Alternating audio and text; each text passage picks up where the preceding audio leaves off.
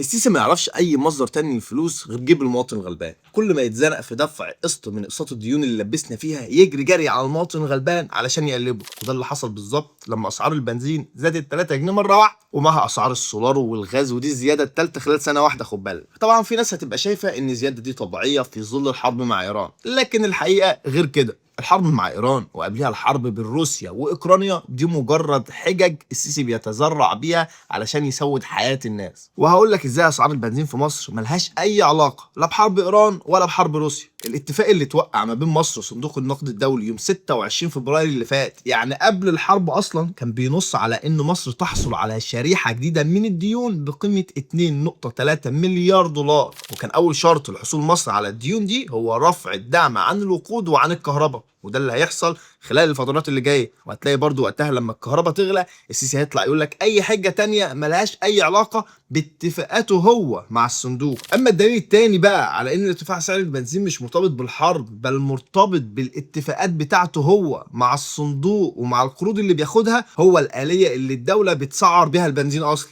يعني لو انت فاكر ان سعر اللتر في مصر مرتبط بالسعر العالمي، ولما السعر العالمي بيزيد البنزين عندنا احنا كمان بيزيد، تبقى غلطان. احنا سعر البنزين عندنا مش مرتبط ابدا بالسعر العالمي، ولا مرتبط بحجم الانتاج وسعره جوه البلد. سعر البنزين في مصر مرتبط بالاساس بحجم الاقساط واعباء الديون اللي السيسي لبس مصر فيها والبلد لازم تسددها. والكلام ده انا مش جايبه من عند امي، الكلام ده كلام الهزاز مصطفى مدبولي رئيس الحكومه المفضل للسيسي. هل هو تكلفة سعر اللتر النهارده مرتبط بخام برنت لوحده؟ لا، مرتبط بسعر الانتاج جوه البلد، مرتبط بالقروض اللي متاخده واعباء خدمه هذه القروض، فليها معادله كبيره جدا في الاخر بتطلع سعر اللتر المفروض يبقى كام. عرفت دلوقتي يا صاحبي مين هو الهم والقهر اللي مغلي ومسود على الناس عيشتهم؟ ما تنساش تتابعوني وتابعوا منصه شباك على الانستجرام.